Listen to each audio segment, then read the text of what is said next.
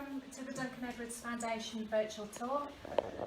This is just a snapshot of what we do here in Dublin for the Duncan Edwards Foundation and for the museum.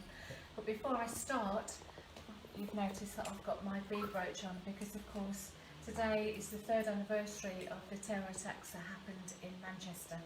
Manchester is a real special city. If you haven't gone, you really must do. And the people are really special too. And a lot of our friends are living there. It is of course the home of Manchester United as well. And I just wanted to let you know that here in Dudley we're thinking of you all. We're thinking of the families that was so badly affected by that terrible night. And to the city of Manchester, we love you and we're thinking of you.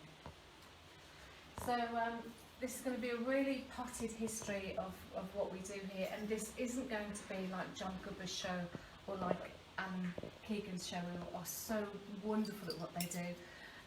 I'm a guest speaker on cruise ships, but I'm actually really nervous doing this because this really does mean a lot to me, and I want it to be right, and I want you to appreciate really just how much this means to us as a foundation and what we're doing. So we are right in the heart of Dudley Town Centre. If you go out of the door to your right, about 100 yards away, we have Duncan Edwards statue. A mile in one direction is the school and his family home, and a mile in the other is his resting place. So we are really in the heart of it here, and we have lots of visitors every day that come up and want to know more about Duncan. But Duncan, of course, as much as he loved Manchester, and he undoubtedly did, is a real Black Country lad, and he is the pride and joy of the Black Country. So I do try and include as much history of the Black Country as we can. It has some fantastic characters and some superb history. So I'm just going to take you round the office really and explain a few things to you. So as you come into the office, the first thing you will see is our display board, which is for our Dudley Hippodrome, which is this building here. That is the old cinema that was knocked down, but this is the Hippodrome. And we had such greats as Judy Garland and Laurel and Hardy and Bob Hope and Frank Sinatra, just the absolute greats, has performed on that stage there. It's looking more likely, I'm sad to say, we're going to lose it, but there is a huge campaign which is led by our wonderful Black Country comedian Marlene Watson to try and save it, and I hope they do. It would be fabulous to have a theatre here. It would be fabulous to show my play here as well. So we keep our fingers crossed that actually happens. We are really proud that we were given the award that you can see there. That is Duncan Edwards National Service Award, which everyone that did national service is entitled to. And we have to remember that, of course, while Duncan was still playing for Manchester United, he did his national service too. And he was based in Shrewsbury at the Nestcliff Barracks, which is about 35 miles away from home. And he still carried on playing for Manchester United, of course, and he carried on playing football in the army as well. And he was with his best friend and the brother he never had, which of course was Bobby Charlton. And we have a dedication as well to Duncan's uncle, and he is Sidney Edwards, and he died in the First World War. We do have another medal actually that he was awarded to go in that frame, and he died in Iraq. I didn't even realise until that story came out that Iraq had been involved in the First World War, much to my shame. But you can see, if you look at his handsome face there, you can certainly see the Edwards resemblance in there. So as we go through the office, there is a little corner here that's dedicated to some of our history as well. This is dedicated to a wonderful man called Steve Ford. Steve Ford was the original Mr. Dudley. He did an awful lot of work in the Black Country, and this is what he wore on the children's ward at Russell Hospital to entertain the children. He helped as well with my friend Eileen Fielding and myself with the WCVS appeal for Operation Centre. But as I say, he very sadly died, and this is our dedication to him because he really was a real giver in our community, and he's very sadly missed. One of the great things that we are known for in the Black Country is our chain making and our nail making, and it is this lady that this area is dedicated to. That is Mary MacArthur. Now Mary didn't come from the Black Country, she was actually from Glasgow, but because of Mary the whole town of Cradley Heath, which is 2 or 3 miles down the road, went on strike. She paid for them to go on strike, and she helped women to get their votes, which as a modern day suffragette I'm very, very passionate about and very proud of her for. But along with George Cadbury, she introduced the minimum wage. She rallied Parliament. The town of Cradley Heath was on strike for 10 weeks. She, along with George Cadbury, funded the families that was on strike. She paid their rent, she clothed and she fed them, and she stood by her guns, and sure enough the minimum wage was introduced. We have a lot to be grateful for to Mary, not just here in the Black Country, but for women's rights and for workers' rights. So that is our little corner dedicated to the women's strike back in the beginning of the 1900s. Now this area here isn't finished. I was hoping to get this done. All this is going to be put into a showcase. Now we are in the Duncan Edwards Foundation office, of course, and you may wonder why we have an area dedicated to the Great Billy Rise. But there is a big connection between Billy and Duncan. They of course played for England. They were on the same team together, and Billy was the captain of that team. Billy was the first player to ever win 100 caps for his country, and he was born in Ironbridge in Shropshire, which isn't too far away. If you haven't been to Ironbridge, then please do go. It's a fabulous little haven in the middle of Telford. The Munich air crash happened on Billy's birthday, and Billy is quoted as saying that his birthday was never the same again after losing his friends, because of course they were. And he very sadly went on to become one of Duncan's pallbearers at Duncan's funeral. After I made the documentary about Duncan, which started my love of Duncan and the Babes, I made one about Billy. He, of course, was married to Joy Beverley Wright, who was one of the famous Beverley sisters, and she'd seen the film that I'd made called And Then Came Munich.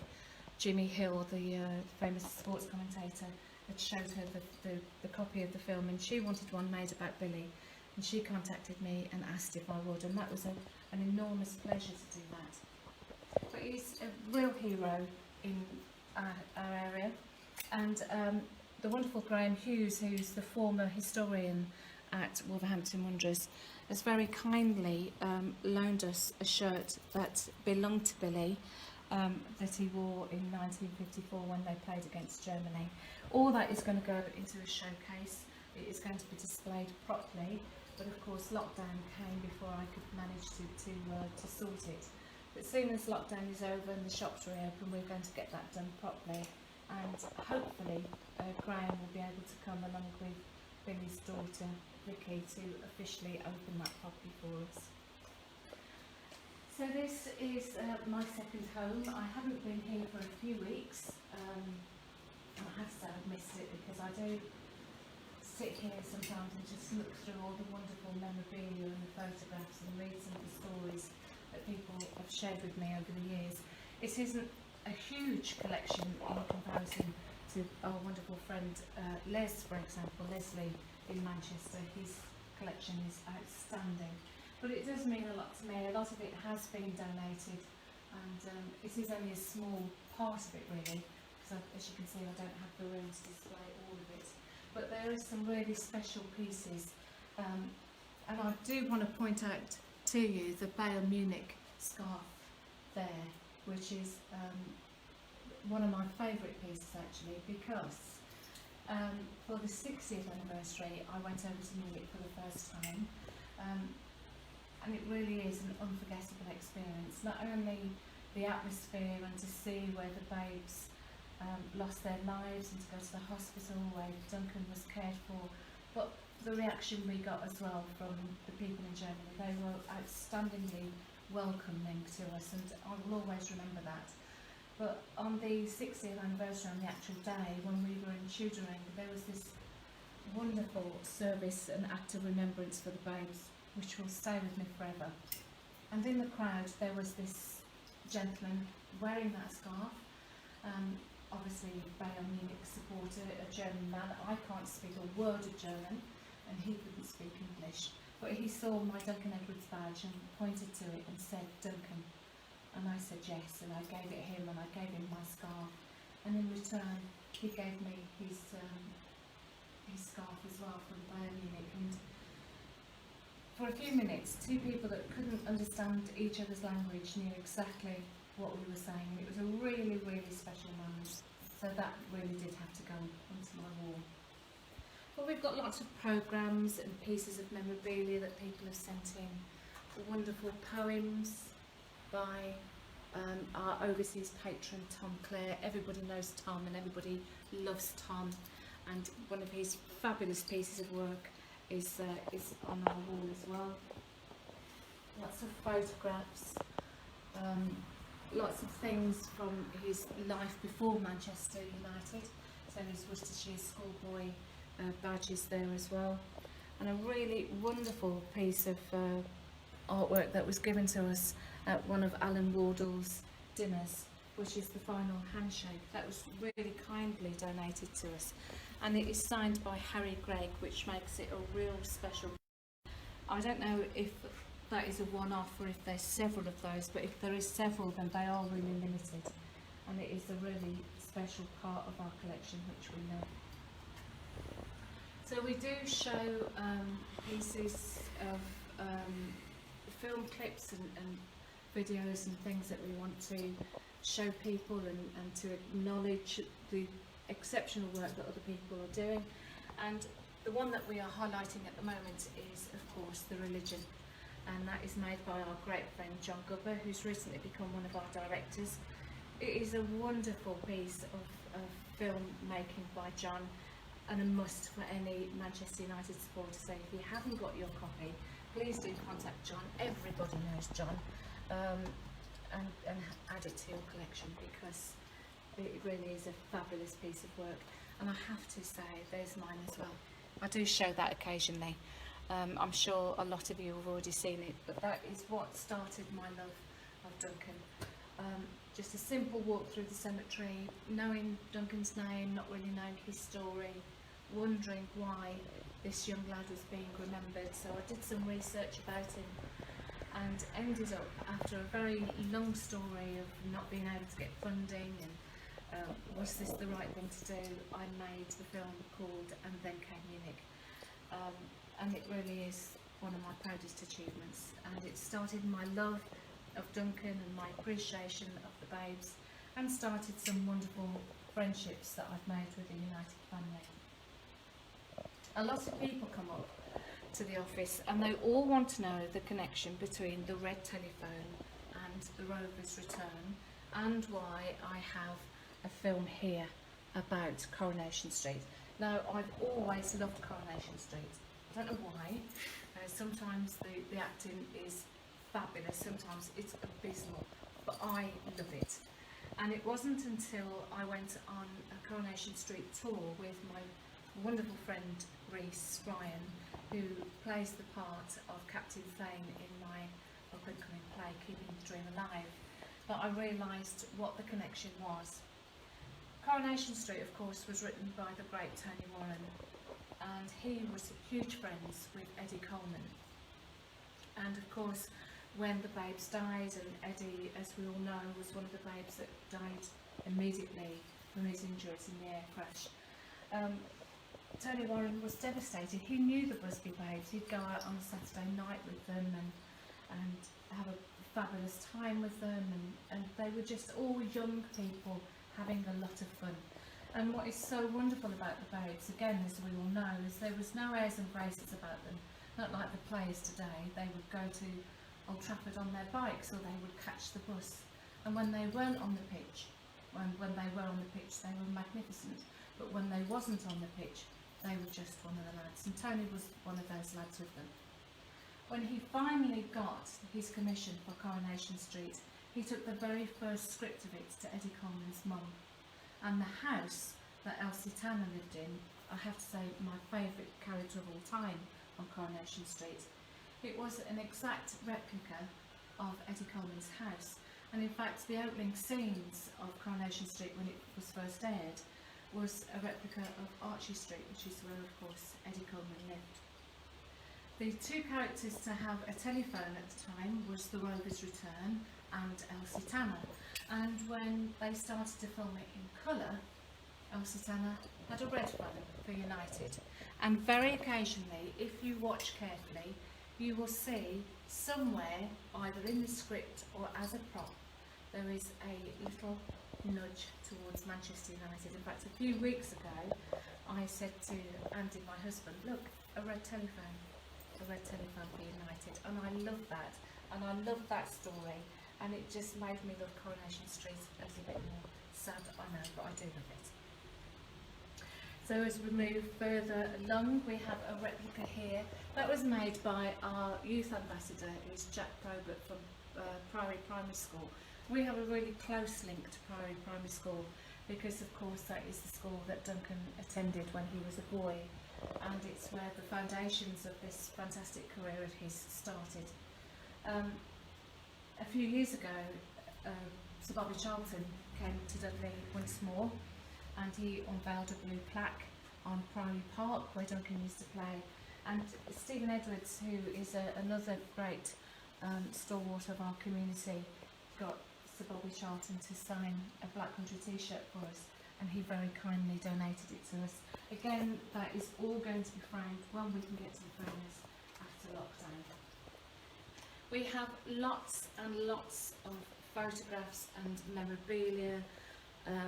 Someone very kindly gave me their scrapbook of the original pieces of newspaper clippings.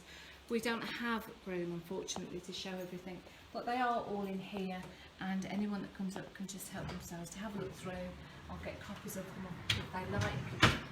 We do have some wonderful bits and pieces in here. We have some fabulous photographs that the wonderful Murphy brothers donated to us as well, all in here. There's me and Lee Sharp, I'll tell you about Lee in a minute, and Tom Clare. That's one of my favourite photographs. The wonderful Tom Clare, who is our overseas patron. If you're watching live, Tom, or if you watch it on replay, which I hope you will, I hope you're well, my darling, and hope to see you very soon. But we have lots of things, as I say, we have newspaper clippings and all kinds of things. Please do, when you're able to, come along to the foundation office and see all this wonderful stuff that people have donated to us. We do have a lot, but we can't, as I say, put out on the show. This is my corner of the desk. This is where all the decisions are made, and where I sit and look at all this stuff that people have donated to us. Calendar there from Alan Wardle. I know that Alan's not on Facebook. I do have to speak to him in a few days' time. A 2020 calendar. I have to say, Alan, I haven't really used it much. It's not a lot of use this year, but thank you. The photographs in it are wonderful. And of course, two pieces of artwork there that our wonderful Tom Clare donated to the foundation. We did, we were going to auction those off and raise money, but they are great and they are from Tom, and I didn't really want to let them go. So sorry, Tom, they are on my wall, but they do get admired by people that come up. I have to mention, which isn't really foundation associated, but it is in a different kind of way. We were really lucky to be invited to the MMMF dinner. I think that was too many M's, but at the Manchester Munich Memorial Fund last year. We have a great relationship with those guys, and they've been such wonderful supporters. And there was a lovely lady there, Kaylee Rowan, who I'm sure you all know. And the guys with their foundation want to fund a youngster to go to Munich every year, so they can experience and carry on that legacy of keeping the name alive of the Babes and the wonderful history of Manchester United. And it was Rowan's son Zach that was chosen to go, and the foundation gave him some spending money to go with, I know Kerry was thrilled because it was a very sad time for her at that particular time when the dinner happened. But they did go and they had a wonderful time. I've seen the footage of her and Zach there, and it was wonderful for them. And this morning I received this as a little thank you. I have to say I did have a little cry when I opened it, because that is my dear dad. And my dad died at the end of January, and I can't believe that Kerry went to that effort of finding a picture on my Facebook page and doing that just to say thank you. And that is just one of the examples of how wonderful the United family are. So to Rowan and to Zach, thank you very much for that. That really did touch my heart today. Thank you. A piece of new memorabilia, if you like, excuse my back, turn my back to the camera, is of course this. And I'm sure all of you that have one, or all of you that didn't get one, will know what it is. The Stretford End Worldwide Club. It's fabulous, and that of course is dedicated to Steve Donahue. I shared the other day the video of him coming home from hospital. As we all know, Steve was hit with this horrendous virus, and we were really worried about you, Steve. Things weren't looking good for you, we know that, and like a true Red supporter, you fought, you came through the other side, and thank goodness that you're home now. So we did buy one. That is going to go into a frame along with your very happy smiley face and a rainbow that we're having made for us. That is going to go in a frame, and that will be put at the top of the stairs as you come into the foundation office, not only as a reminder of a terrible time in our lives and how you as a person came through it, your grit, determination and absolute love of your family and your friends that got you through it. It is a reminder how the United family pulled together. You do that a lot, you guys. You pull together. And all the messages that came through from Steve, some of you guys I knew, some of you I didn't, but it was really touching to read that there was so much love for one person, and it all came from this extended family. One of our great ambassadors is Brian Mulholland, Molly. Hi Brian, if you're watching. When we first started to come up to Manchester to see you guys, and I first met Molly here in Dudley, he said that the Manchester United fan club was the biggest family in the world, and my goodness, you so are. And that t-shirt and that love really proved that. I'm really proud of you, Steve. I'm glad that you're well. I'm so glad that your family have got you home where you belong. And I'm going to come up to the Mag's Head, and this time I'm buying you a drink. So thank you for everything you've done for the foundation and for the wonderful time we had at the Bayern Munich Stadium when we went to the 60th anniversary. Can't wait to get that framed, and when it is I'll send a photograph to show you what we did with it. So we have some more little bits and pieces here. Again, it's not a huge collection that we have compared to others, but it's a collection that I do love. We have some really special bits and pieces in here. All the pin badges that all the Red family have given to me. I'll wear them sometimes as you can see they're in here. But we do have, and I've only got a couple of these left, but we do have some coins that Sarah and Edwards gave me. These were in a little leather pouch that was in Duncan's possessions that came home from Munich with him. I've given a couple to the MMMF. A couple of people have got them, only special people get those, I have to say. But I have got plans for, I've only got about 6 left, and I've got some plans for those.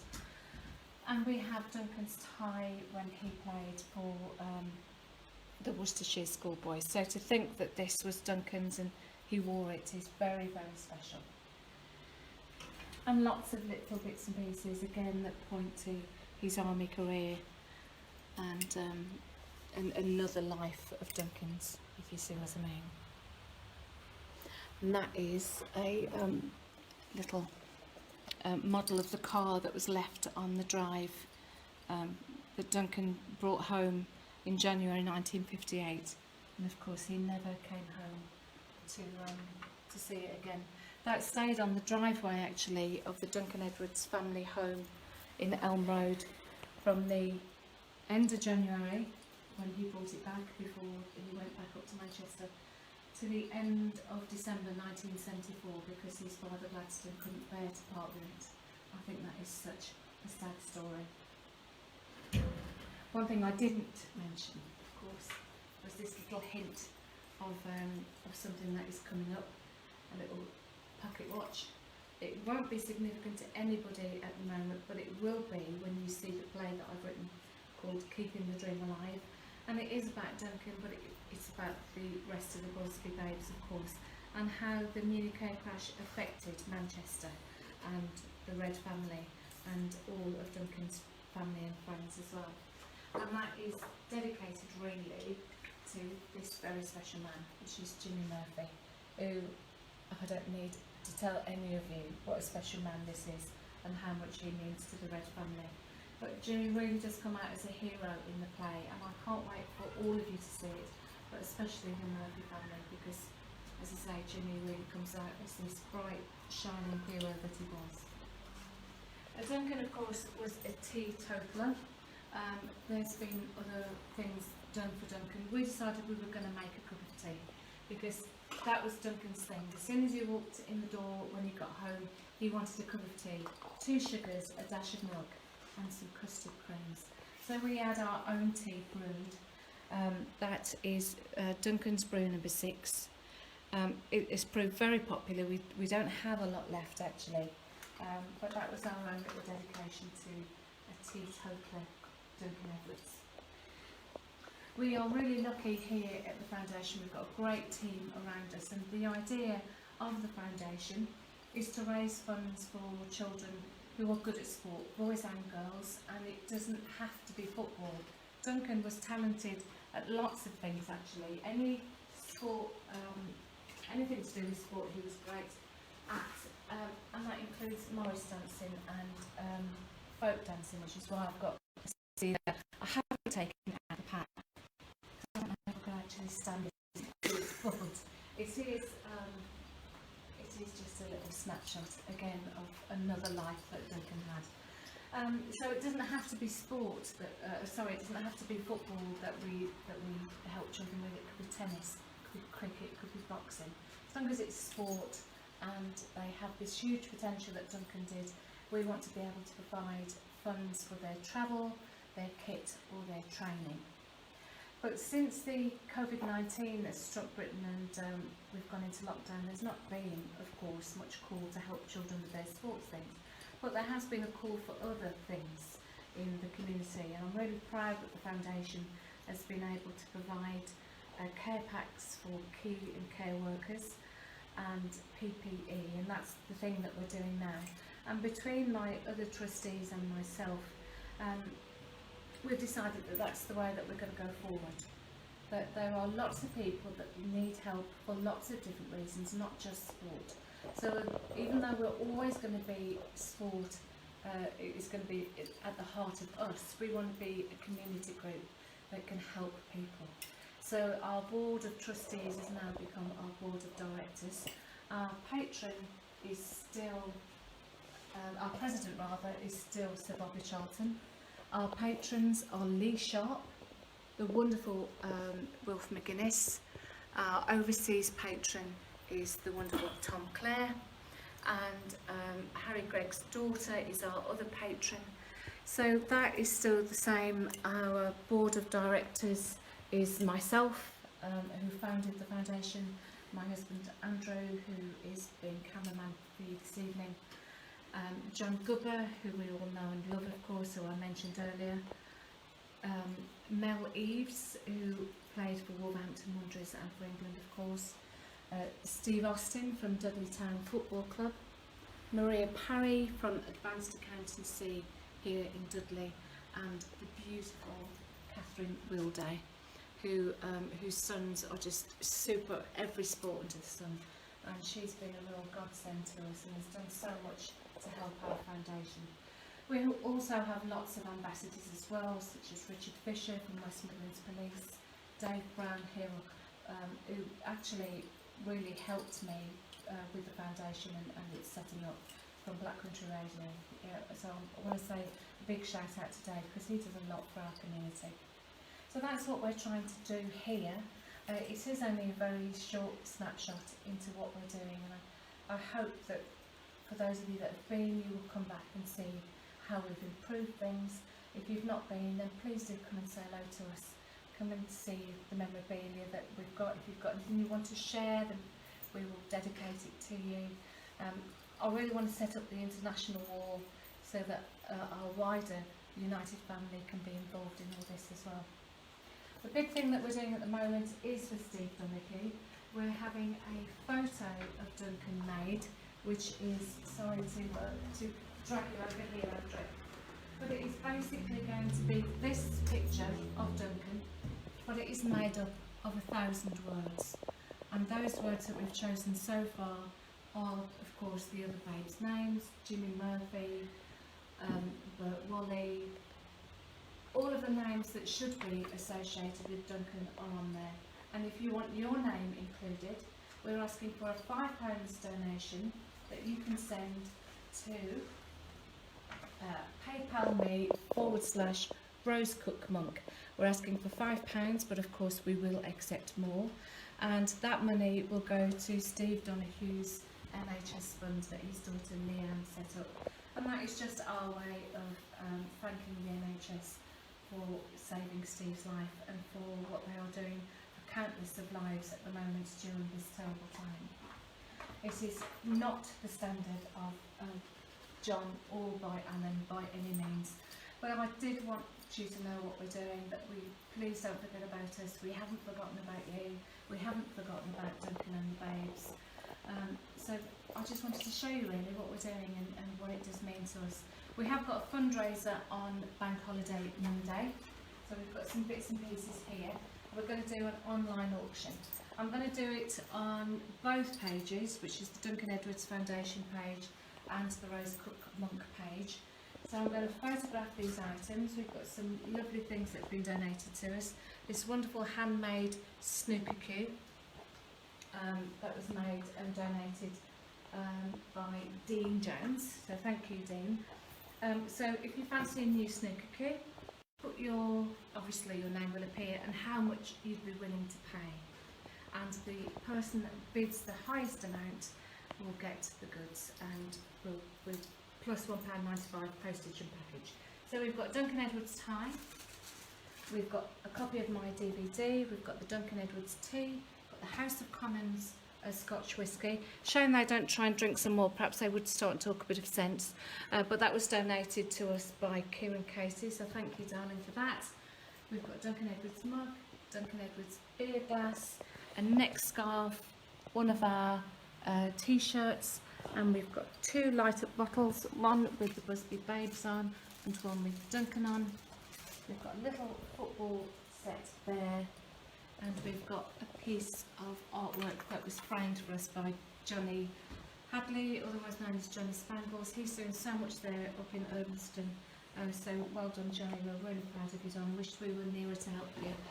So if you fancy anything, I'm going to put all these out on Monday. As I say, if you want something, put how much you'd be willing to pay for it, and the person that bids the highest will send it out to you on Monday evening. So that is it from me. If you wanted to know what my real hair colour was during lockdown, of course my natural colour is pink, as you can tell. But thank you to all of you that's watching. I hope I haven't been talking to myself for the last, how long. And if you haven't watched it yet, but you're going to watch it in a bit, then thank you for joining in. Please like and share, press the button and share it.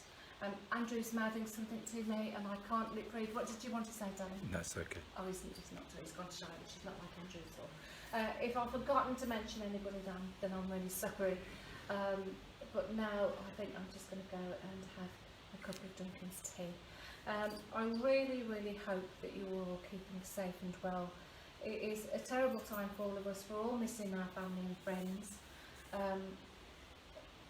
But we've got to keep ourselves safe, keep them safe.